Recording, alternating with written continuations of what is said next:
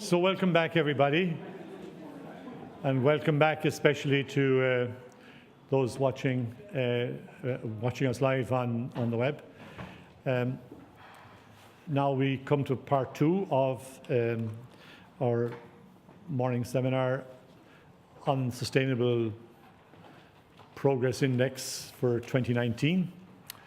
And having had the index explained to us and the background set out by Charlie and Catherine already, we now come to have a response to that. And the person we've asked to do this is Jennifer Thompson.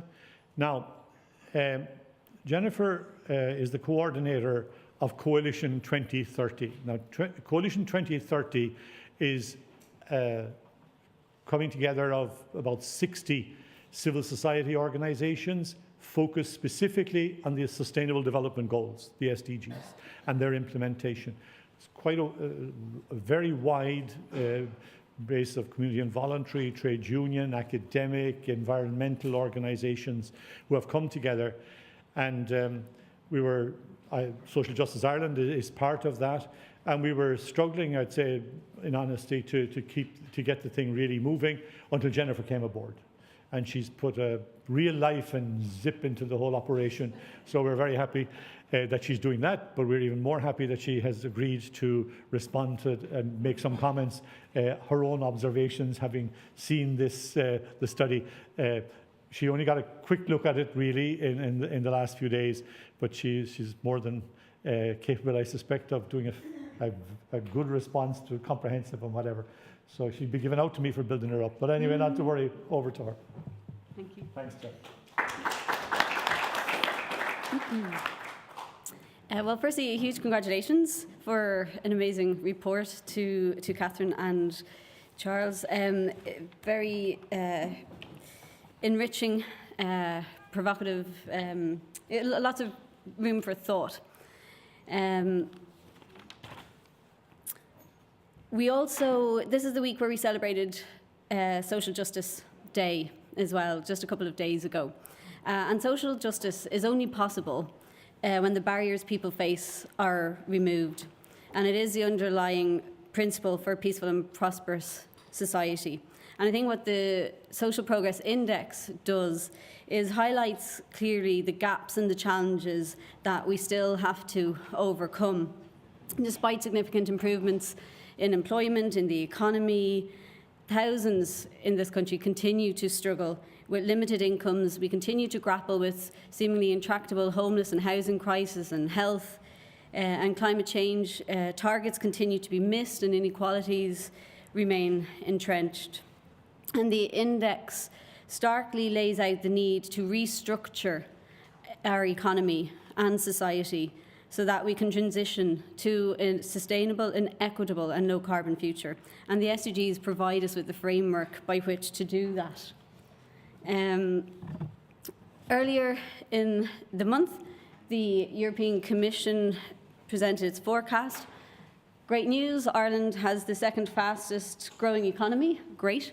But if you dig a little deeper, we know that there's a disproportionate share of the national income that is accruing to richer groups. The top 10 receive almost 25% of our national income. Ireland has the highest share of people living in jobless households. And what struck me was that we've actually held that spot for the last 11 years. There's working poor, 61% of Irish households having difficulty making ends meet. I mean, I'm sure many of us in the room are familiar with the statistics and work with people experiencing the reality behind these as well. Good news again, Ireland's minimum wage is the second highest in Europe, but again, there's always a but. The task report launched earlier this week highlighted the unusually high incidence of low pay and the weak labour protection in Ireland, which is driving inequality. So we are experiencing growth that is leaving behind the most vulnerable. We are failing to adequately address and take seriously our commitment to the principle of leave no one behind, which underpins the whole Agenda 2030. Implementing the goals is becoming increasingly urgent. And what the index does is it highlights the need to rethink how we measure our economy and national and well-being, and the purpose behind economic growth. So I think that really struck me. There was a review of all the voluntary national reviews that were presented last July in New York. And one of the things that came out was the transformative elements. Countries aren't really progressing, they're not picking up on it, they're not prioritising them. And we need to improve on incorporating the 2030 Agenda principles into policies and approaches, and actively engage in the more transformative elements. So the universality, localising implementation of goals, and I'll be talking a bit more about that in a bit. Leaving no one behind, the contribution of non-states into monitoring, into implementation, and then partnerships. The index that we've just been hearing about this morning calls for a view of prosperity that's inclusive of all and is socially and environmentally sustainable. And this will only happen if we work to ensure policies are designed to bring about lasting and real change for all. And so we need to improve our efforts, not only to identify those groups that are most vulnerable, but we need to get better at engaging people who are actually experiencing exclusion and discrimination. And Ireland's VNR, sorry, just to go back, we did talk about leaving no one behind, but there was no kind of dedicated analysis. It was touched on mainly in relation to SDG 5 and SDG 10. So it wasn't presented in an overarching way. Sorry, next slide. I just thought it'd be interesting to look at the index from last year and this year. There's a couple of striking things that struck me. One was SUG 2. We think hunger. You know, Ireland doesn't really have a huge issue with this. And okay, I mean, we look at obesity indicators and stuff, but coming back to the leave no one behind principle, members last November of the coalition spoke to people who are engaging with services in the Northwest Inner City Training and Development Project, and they wanted to focus on SUG 2 as well. They spoke of the continued existence of food banks and soup runs. And yes, you may not starve here in Dublin. There's places you can go. But they also were clear about the point, is this the Ireland we want in 2030? You know, like what vision do we have for our society? And they also spoke of the need for more programmes for homeless, for parents, and anyone who wants to learn about cooking on a budget and to learn about nutrition. SUG 11 is also down from 6th to 8th place now. And again, it comes back to the PCD and alignment. Project Ireland 2040, we have that in place. But the SUGs are neither really explicit or comprehensive in that. And also, government plans still focus on motorways and private car transport. The spending for transport in 2018 was 56% for roads, 44% for public transport, and only 0.3% for sustainable transport. And that's despite the UN calls for at least 20% of transport budgets to go towards cycling and walking. And SUG 15 dropped 4 places. Biodiversity loss is a huge issue. The last 2 days in Dublin Castle, there was just the National Biodiversity Conference. A clear message that came out of that was how we urgently need to act on Ireland's worsening extinction crisis. Up to 40% of insect species may be extinct in the next decade. 1 in 4 of the 3,000 species that have undergone red list conservation assessments is threatened with extinction in Ireland. So, yeah, but cheer up, it's worse than you think. The EU reflection paper came out recently as well. All of Europe, so we're doing okay on some of the goals, but when it comes to 10 on equality, there's notable differences between member states. And there's actually a moderate movement away from progress in SDG 10. And I mean, you know, it's 4 years nearly after the adoption of 2030, and the EU are still on the phase of reflection. There's still no implementation plan. So I think that in itself is concerning. But moving on to the localising of the goals. I think the index as well draws attention to the growing evidence around how social institutions are key factors in determining social progress. The SDGs can't be achieved, or they increasingly will depend, the achievement of them will depend on the ability of local governments to promote integrated, inclusive and sustainable development. And realising progress on the leave no one behind and universality will mean empowering and mobilising action at the local level. We need to get better at encouraging and supporting the adoption of the SDGs by local participatory planning networks and local authorities, because they're best placed to link the global goals to local action. We need to provide circulars and instructions for local authorities. We need to issue guidelines for the inclusion of SDGs in local economic and community plans.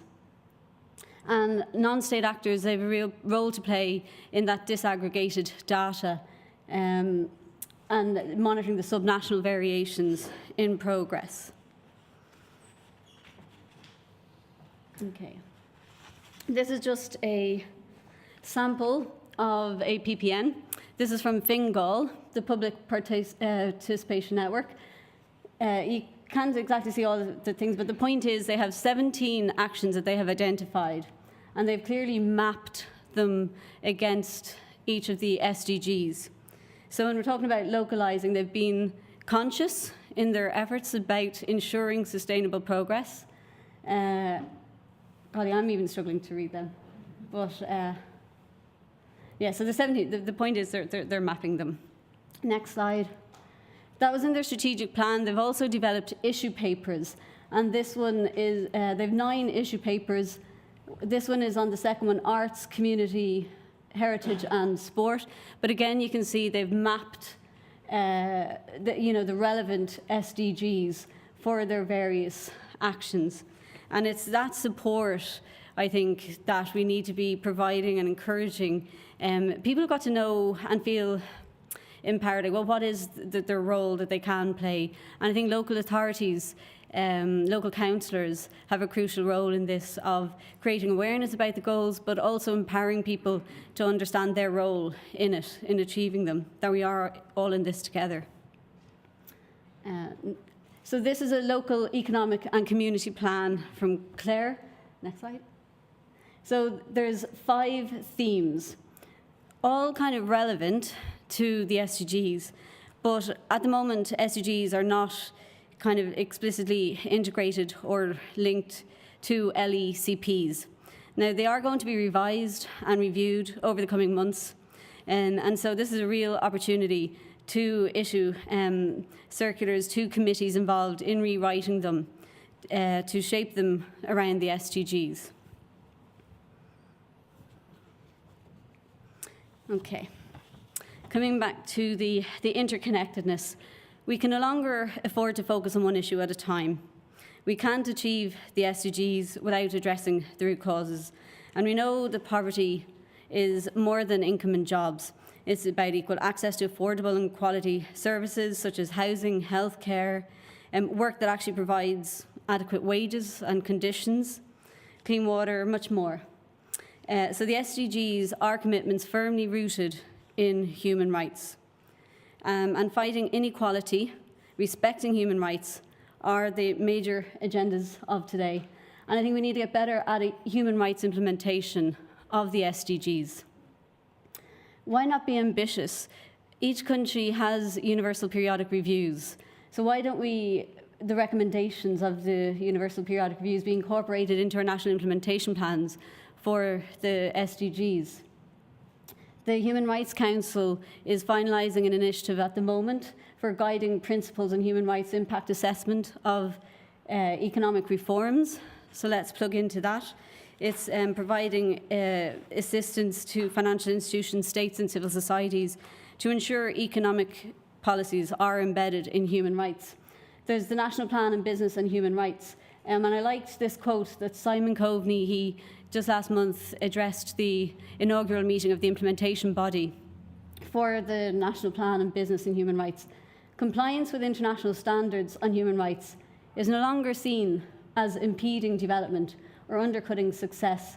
Instead, policies and strategies which show due regard to human rights should be seen as fostering prosperity. So we have him on record for saying that, like, let's get creative about how we can better integrate those frameworks. So just one last point there, the SDG budgetary process. Now, Irish Aid does tag their work and actions to the SDGs, but we need to think more comprehensively than that and put tools in place to tag out different budget appropriations contribute to certain SDGs across the board, not just Irish Aid. Okay. Oh, that's white. Okay, not good. Okay, it's hard to read that. The interconnectedness, again, there's a number of frameworks that exist. So we need strong integration between the Paris Agreement, the Global Biodiversity Framework, and Agenda 2030. And just thinking about what that can look like, there's technically, through aligned targets across frameworks, governance, ensuring the technical experts in each framework discussions are connected and able to make the linkages in conversations, and then politically, where the heads of state have buy-in, they've mandated various experts to ensure the integration between conversations and conventions. So there's ways that we can interconnect those frameworks. Next slide. I only kind of came across this recently, but 21 of the targets actually expire in 2020.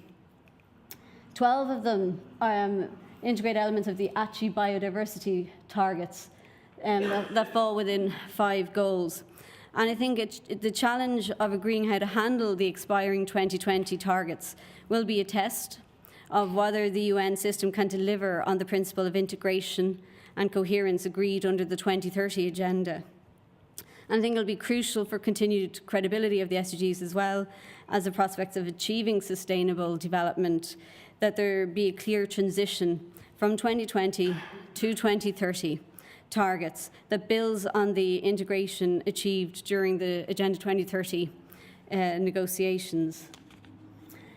And I think we need to ensure, at least by UNGA, the UN General Assembly 74, that there is an agreed process in place for how we're going to, what process we're going to follow for those targets. And again, just a couple of opportunities that exist this year. I was reminded recently as well of how the SDGs don't actually have a legal standing, but there are creative ways where we can enforce them and help with implementation, strengthen their implementation. Ireland is reporting in November to the Convention on the Elimination of All Forms of Racial Discrimination, so we can have a strong reference and embed the SDGs within that report. Next year we will be reporting, and this year preparing our report for the Covenant on Civil and Political Rights. And there's also the third action plan on women, peace and security. So there's a few kind of high-level opportunities where we can better integrate those processes.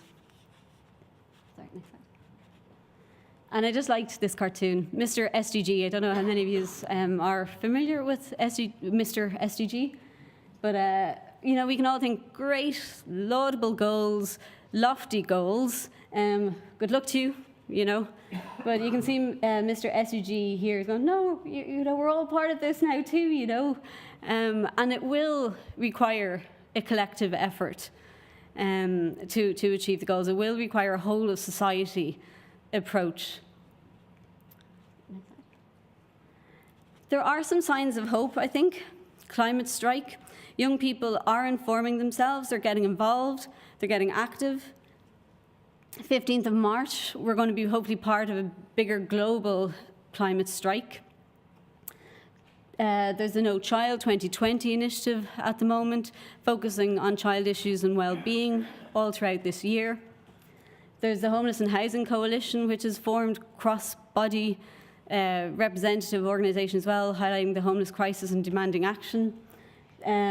Recently, the developer of the Shannon gas processing terminal was ordered not to begin construction. We have the climate case being brought against the government and the fossil fuel divestment bill.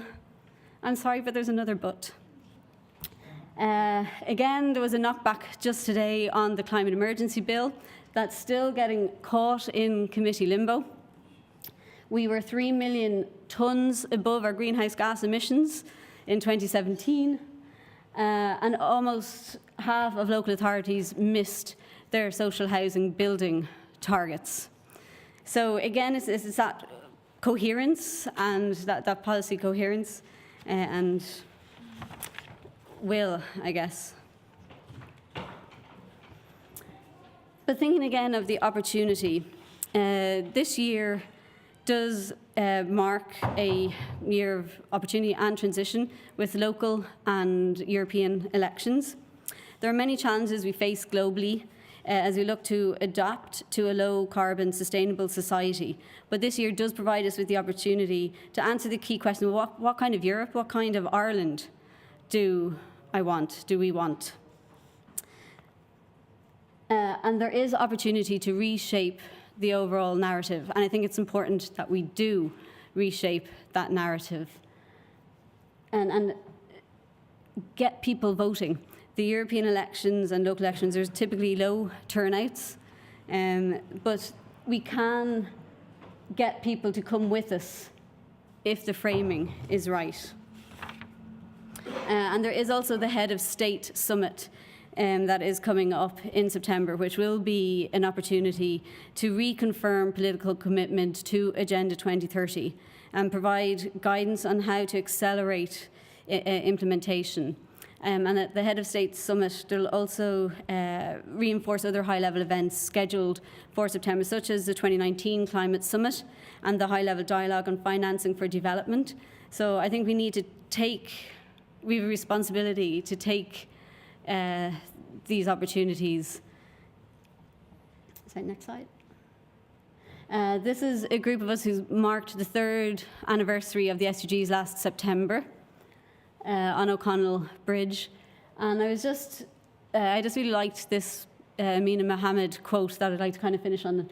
We can all be goalkeepers to ensure the SDGs are achieved for all, everywhere.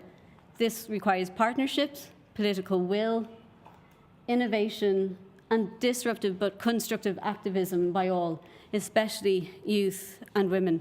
We have a responsibility to ensure no one is left behind, and this will mean ensuring all policies before the Dáil systematically examine the extent to which policies and programmes are addressing the needs of those left behind. And if we fail to do this, and we fail to get serious about focusing on leaving no one behind, it'll be business as usual. So, okay, thanks again for the index.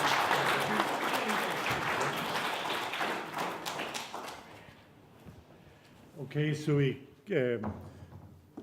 join in by Charlie and Catherine again. And thanks.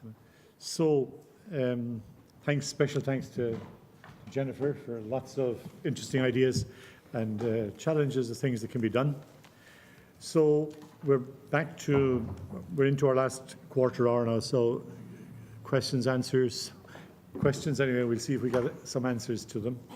So any issues that arise that people want elaborated on or that they want to look for more information about or whatever. So just hands and we'll take it from there. Yes, Donald. My name is Donald Dorr. I'm interested in justice and ecology issues. On the Titanic, if there somebody was doing some research on how well people, the staff and the passengers are doing, there would be various indicators. But one indicator would be far more important. How close are we to the glacier that's going to sink us all? I'm wondering if the same issue arises at present in relation to ecology issues. And this raises two questions for me. One is, should certain ecological indicators be given an overriding importance over most or all of the other ones? And the second question is related to that is, how do we balance present welfare versus the disaster that is just around the corner? Good. Other questions? Yes. Niamh. Thank you. Niamh Garvey from Throcra. Thanks very much for all of the fantastic presentations. There's so much food for thought. A couple of questions maybe to the panellists. One to Jen, you mentioned in the Signs of Hope, the school strikes, and I think they have been a really inspiring movement, particularly seeing 35,000 or something children in Brussels. Just what might be your role for maybe the coalition or others to try and support or encourage that work by youth?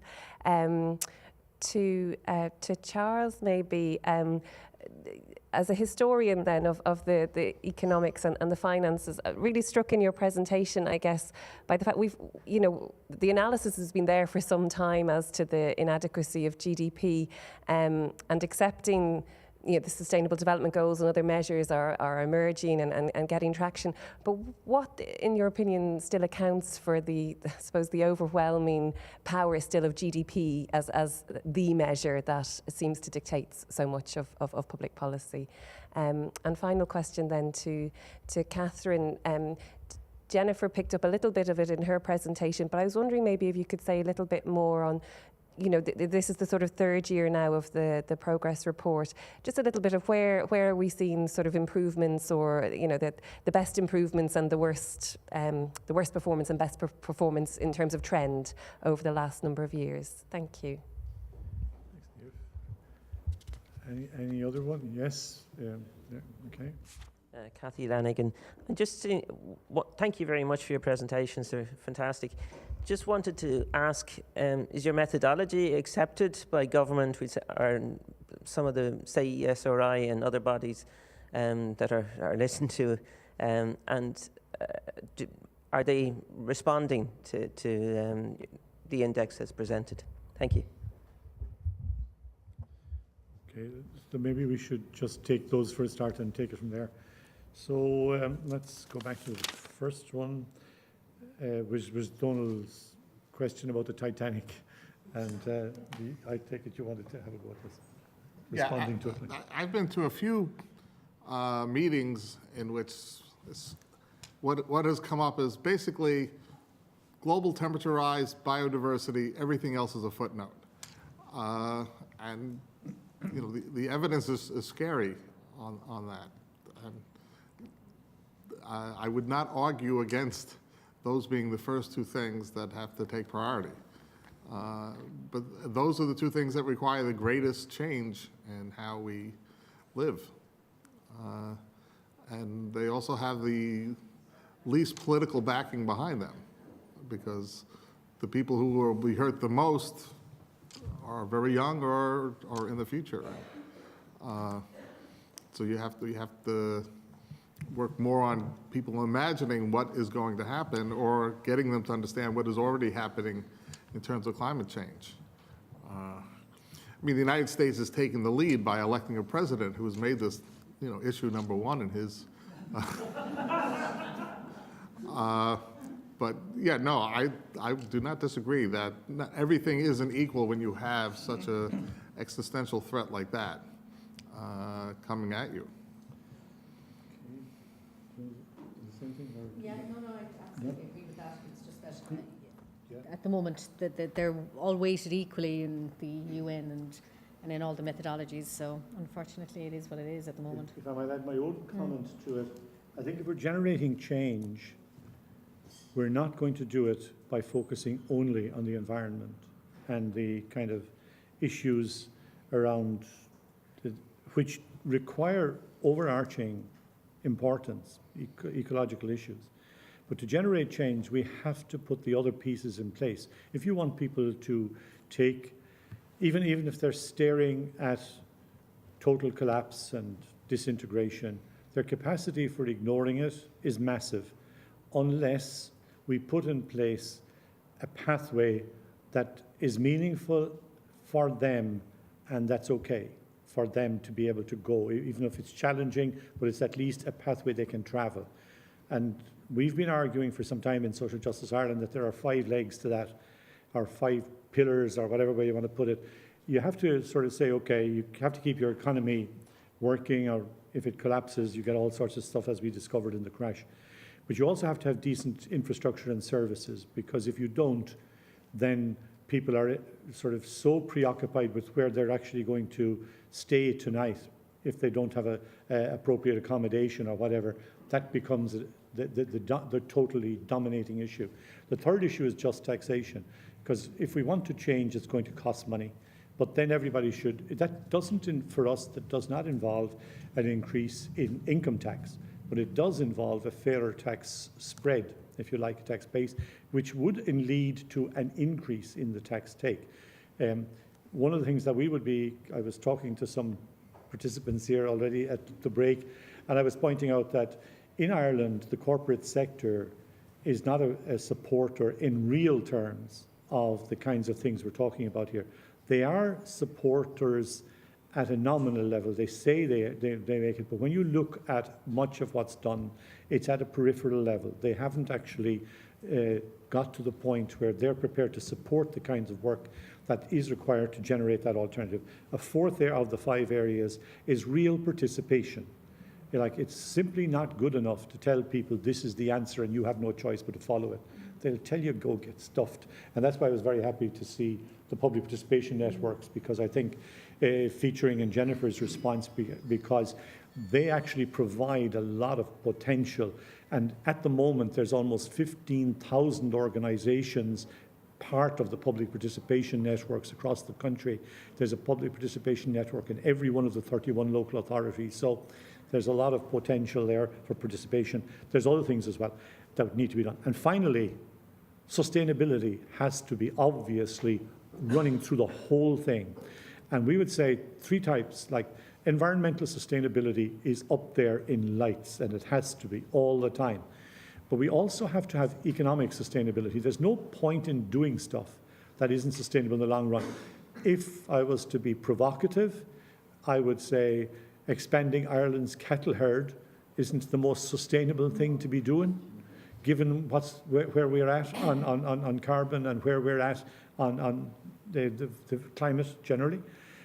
So it has to be economically sustainable. But finally, it has to be socially sustainable as well, because you can design this great society and nobody wants to live in it. And it isn't much of a society if it's not, in that sense, sustainable. So I think those kind of pillars working together, but absolutely, what I think the ecology has and whatever is the power to drive the urgency, because the science is without a doubt, despite what your good president might say, the science is like overwhelming, and I think needs to be kind of prior. So therefore, that's the way I would see it. Anyway, that's me abusing the role of the chair, but anyway, not to worry, sorry about that. Can we go to Niamh Garvey's questions, to Jen, the school strikers? Yeah, I think they're so inspirational, and I think we should be supporting them. The youth they're not just the future, they're the present as well. But we are leaving them with this, we have left them with this incredible legacy.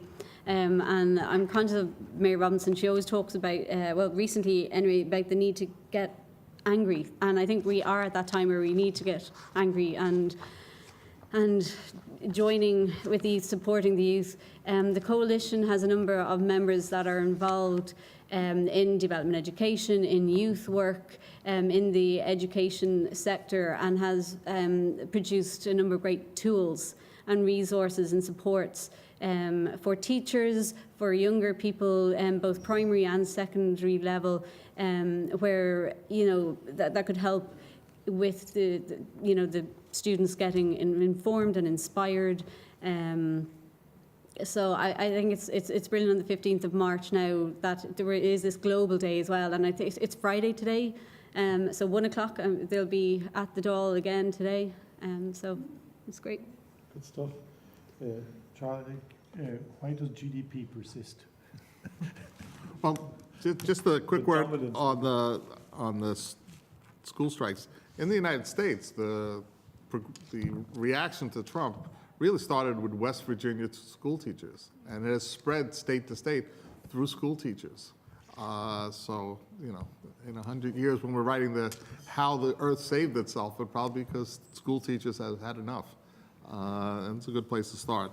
I mean, as I mentioned in my presentation, there's a huge business interest in generating economic transactions, and that's what GDP is measuring. And so there's support for that goal of just increasing how much we buy because our economy is designed to make that profitable. And so, you know, it's just straight self-interest story. There are probably other things in terms of like my profession's being tied to it, in that it is attractive having one number and to focus on just the one number. And it's just so much of the economic models and everything economists do are just tied to that statistic.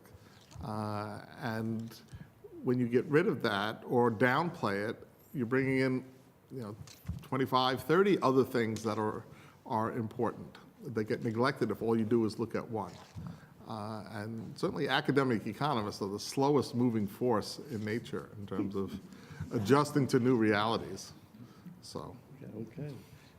Catherine, Yeah, improvements? Improvements. Now, I suppose the first thing is to be very clear that from year to year, the index is not comparable because there's different indicators in it, and to be clear about it, the rankings can change obviously just as easily by the inclusion of more indicators or the dropping of indicators as they can be to try and capture progress, or not, as the case may be.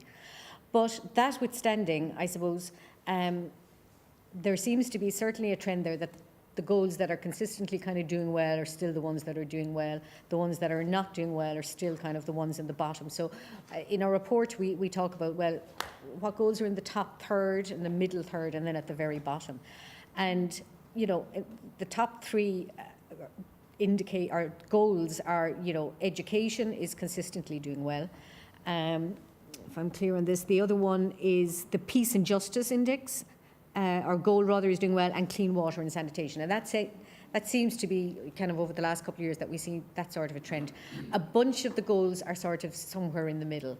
And then at the bottom, you have, for example, the renewable energy, the clean energy one. I mean, we're really one of the lowest performing countries among the EU 15 on that. And that's something to be worried about. SDG 17, still, you know, that trend that we could be doing so much more, the scope for improvement. And I suppose the inequality and gender inequality in particular. So while you can't compare from year to year, there are kind of general things that we could say about it.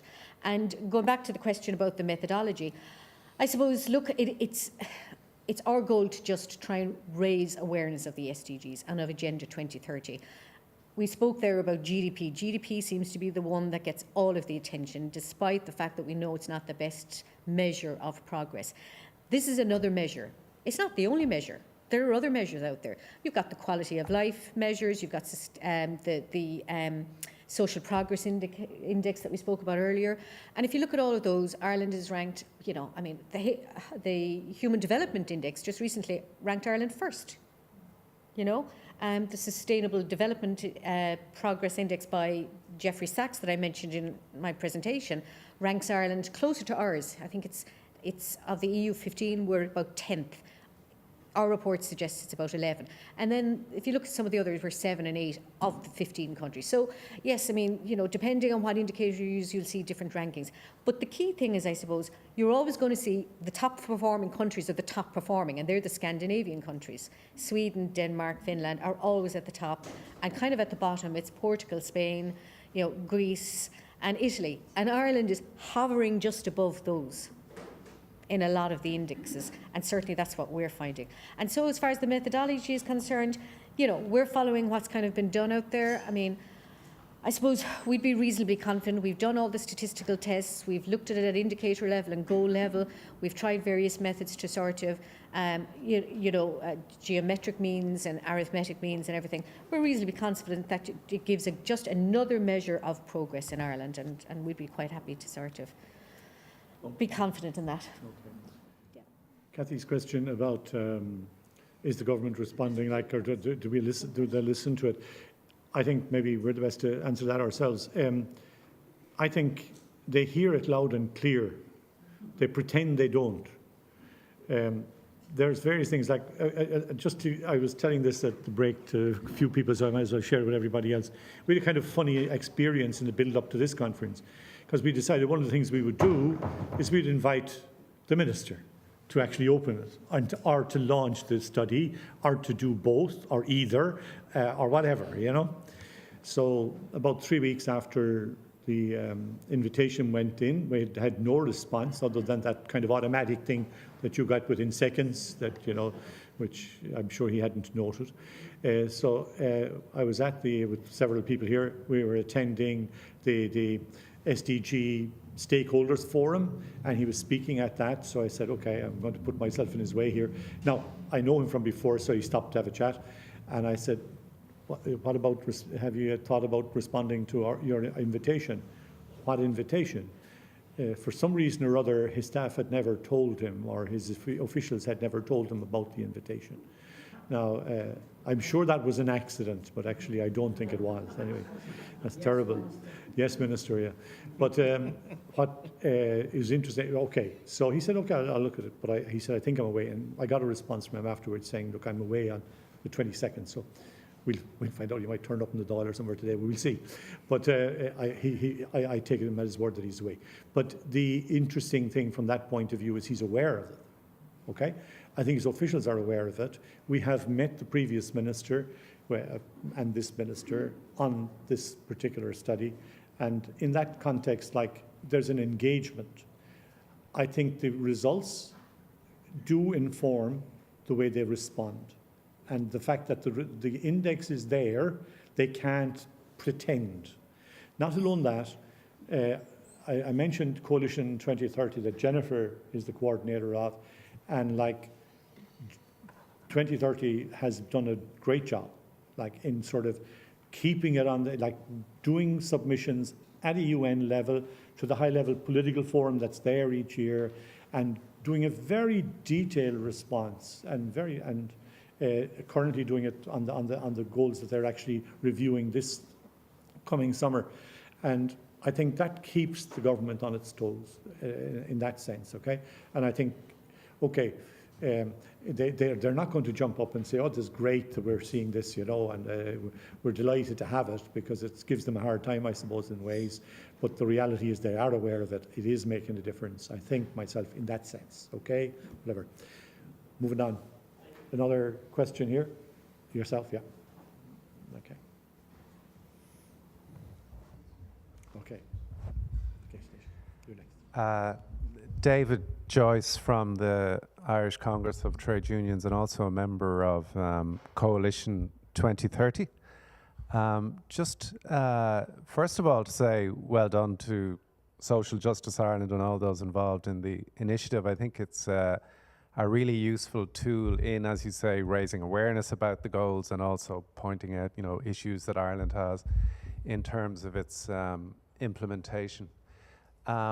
I just want to say a little bit about Goal 8, decent work and economic growth, which is obviously one of great interest to us.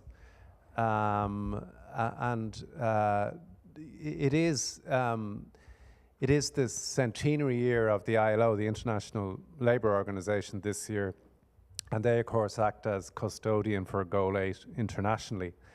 And I was talking to Sean there at the break, and they have developed a guide for people interested in measuring progress under Goal 8. I tweeted it there, a link to it, Sean has it.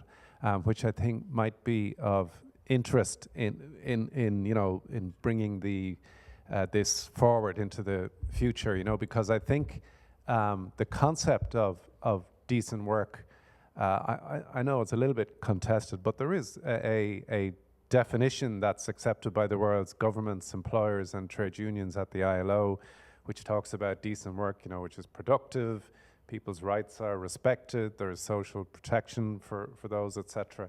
So there's quite a broad, widely accepted definition internationally. Measuring it, of course, is complicated, but there is some guidance there. And just finally, in terms of a question, one of the things that's interesting here is that business is all over the SDG agenda.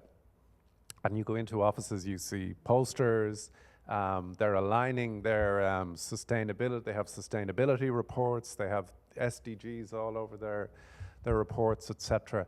And it strikes me that that's interesting. Of course, this isn't a legally binding agenda, which we've already talked about, but having said that, there is peer pressure, and no government wants to be shamed at the UN in New York, at the HLPF, etc. But I suppose my question is, how real do you think that commitment is? Because my own suspicion is that I think, going back to what you were saying, Charles, is I think business thinks that somehow if they do their magic, all of this will just occur. It'll be a sort of trickle-down effect rather than a real commitment to the goals themselves, Anastasia here. Okay. Thank you very much. I'm Anastasia Creek from Community Work Ireland. First of all, I'd just like to congratulate Social Justice Ireland and Charles and Catherine for an excellent morning, and I'm sorry I missed the start of it, and also Jennifer for your response. Community Work Ireland is also a member of the coalition. I just wanted to mention two things. First of all, the bit of your speech I got to, Charles, I was very interested in your notion of incentivisation of those that are involved. And it seems to me, in terms of moving forward from the ground up here, that we need to incentivise the creating of the conditions where people can see these things as issues. Because the reality is that throughout the country, throughout this country and every other one, the people who are being asked to change the most are the people who have the smallest capacity to change on the ground. So for example, in this country, we've had arguments about peat, about bogs and how we handle those, and a variety of other things. So, and for example, the current argument, and I agree fully with you, Sean, about beef production and also the exponential growth in dairy herds since 2016, since the changes in the Common Agricultural Policy. So I think we need to be very realistic about that and about the incentivisation of creating the conditions where people can relate directly to these. And I'm conscious of a very useful community response in Tala a number of years ago, led by a community worker actually, after the smokeless fuel campaign came in, that there was a really interesting and useful process engaged in there. So there are things that can be done, even where these issues badly affect us. And then secondly, I wanted to focus on the equality and the question issue and the question of intersectionality. And it does strike me that it is by intersecting with more legally binding instruments that it's possible, as Jennifer has said, to actually try to drive these goals home. And it seems to me that perhaps something, and I don't know what your views about it would be, that might be considered this year is, given that equality is one of the things that we're not doing all that well on, and I'd suggest that there's a crossover as well between equality and education. Because if you look, for example, I'm involved in work with travellers here, if you look to where if you try to disaggregate the education figures, you'll find that there's also an issue with regard to which groups are actually doing well out of that progress that's been made substantially, as they tell us in education. So I'd suggest, and I wonder if you'd agree, that the use of the HLPF this year and also of the summit in the autumn to attempt to provide a forum within which progress might be made, both here and also in other European countries with regard to that particular goal, would be a useful way of moving forward. One final question, Alice Mary.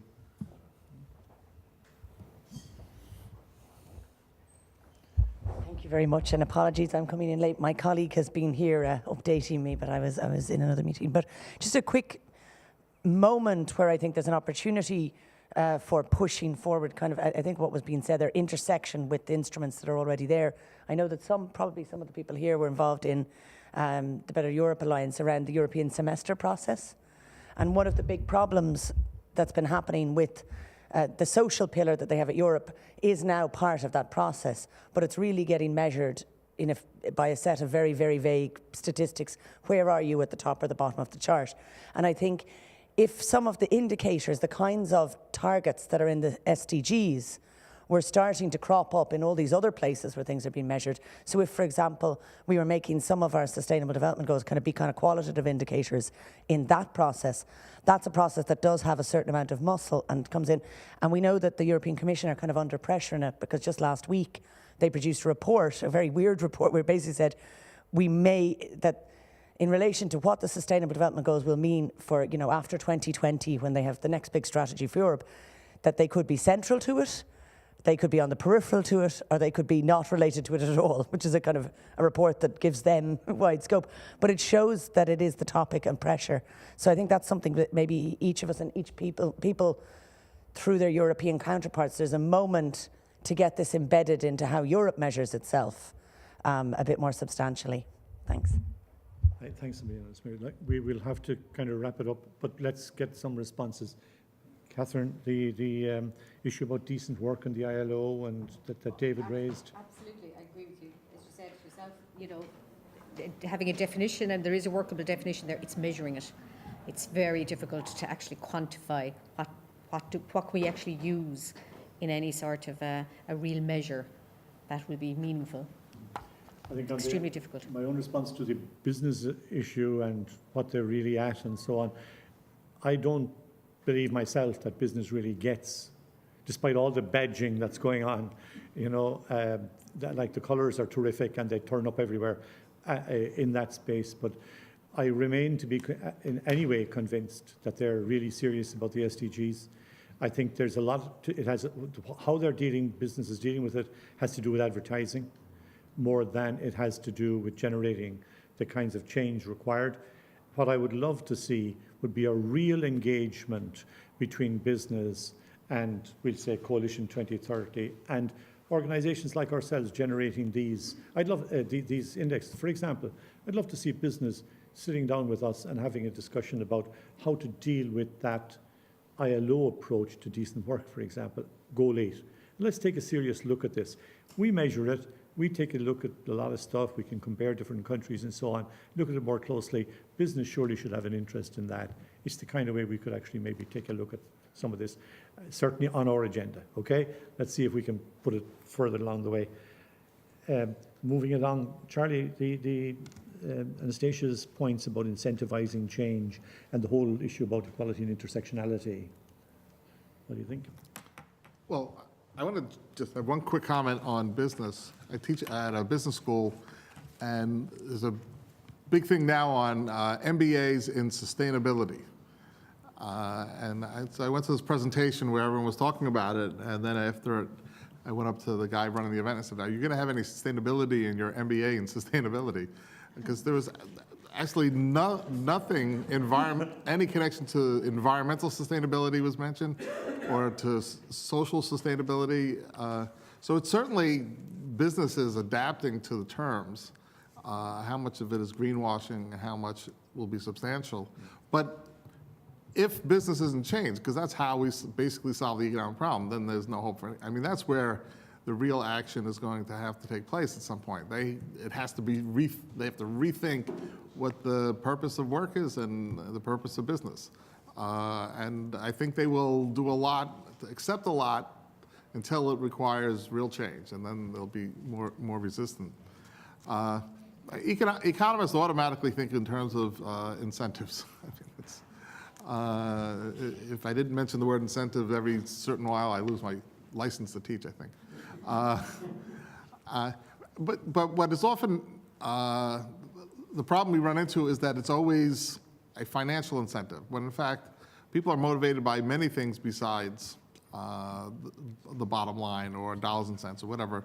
And having incentives that are built in terms of cultural change, I think would be more effective, and the law are more effective than just trying to get the right incentives for businesses in terms of profitability, the triple bottom line and things like that. But one important aspect in terms of, especially I think this is the biggest thing that environmental economics has to offer, is that it's very important if we are going to have a market economy that the prices actually reflect all the costs and all the benefits. And if you can get prices to more adequately do that, then people are making real decisions instead of decisions with bad information. And that is a necessary step for us to have an economy that is inclusive, that the prices are actually meaningful. And I think that's what economists should be working on, is how to get all the costs and benefits into where consumers are making their decision, into where businesses are making their production decisions. Building air miles or food miles into real costs, so it'll be very interesting. Finally, Jennifer, Alice Mary's question about the Better Europe Alliance and the sort of social Europe and the link to the SDGs and that. Yeah, there has traditionally been, we were talking about the bias towards GDP, and I think, that economic element of sustainable development has tended to be prioritised over particularly environmental, and I think there's definitely need to equally critically look at all three pillars of sustainable development in that European semester, and look at, as well, where we're falling furthest behind. We can't cherry pick those indicators or targets that are most easiest. The European Council for Foreign Relations estimate, just thinking about the importance of the European elections that are coming up, that 23% of MEPs at the moment are Eurosceptic, and that this could actually increase to 33% after the elections. And, that will significantly alter who gets the big jobs. So the EC President, the President of the Council and the ECB, and it could mean a significant altering of the direction of the whole European project. So, getting people out to vote, living up to the social pillar and the EC pillar, I think we all have a responsibility, and that's our job, I think, as civil society to monitor as well, and work with the government. And I think what's come out of today is all sectors have a part to play. It will be a whole of government, but a whole of society approach as well. And a collective effort is needed, and so use the opportunities this year. Just, we could add maybe one concrete step that we could take in the coming weeks. Social Justice Ireland is one of the organisations in the Better European Alliance, and I think several of the organisations are actually here in the room, and I think almost all of them are members of Coalition 2030, most of them are anyway. So I think it might be useful. We actually have a meeting coming up in the next week or two with the European Parliament's Finance Committee. So maybe we would actually, what you suggest, we could actually take up this issue and put it to them that they should engage in and propose a point that Jennifer raised earlier, and that's one of our policy considerations at the end of this study, which is that all government initiatives should be badged with the relevant SDG or SDGs, and not stop the idea that it's one piece of government policy has to deal with the SDGs. In actual fact, most, if not all, government policy is impacting in one way or another on the SDGs, and that they should just automatically begin a badging process, and that should be part of the European Parliament maybe. So we would, maybe it just strikes me that that's something that we could do in terms of putting that in just in the coming weeks. A small step, but it would all help, hopefully, to raise awareness and so on. We're 20 minutes beyond our time, so we really have to stop. I'm conscious of people watching us. If you've stayed with us this far, thank you so much for doing that. I want to say a very special thank you to everybody who came and to everybody who watched in for part or all of these two sessions this morning. I want to say a special thank you to Jennifer for her response. And I want to say a very special thank you to Catherine and to Charlie for having done the massive amount of work that went into producing this index. And finally, I want to say a special word of thanks to Finbar and his team for actually live casting this for us. They've been here since before 7 o'clock this morning to put this together, done it very smoothly, and we're really appreciative of it. So to everybody, again, Philip, doing the cartoons down there. You showed up quite regularly on the actual webcast. A lot of people may not have seen the actual things, but Philip has been doing sort of cartoons and various informatics of one kind or another, and we will have all of those available on the website. And what he was doing was basically reflecting what was being discussed here. And we keep forgetting to name Philip, and our apologies for that. I think it's because he's below the radar here. He's on his knees down there writing at the moment. So, Philip, we want to say a special thank you to you as well. Thank you to everybody involved. Well done. Good day.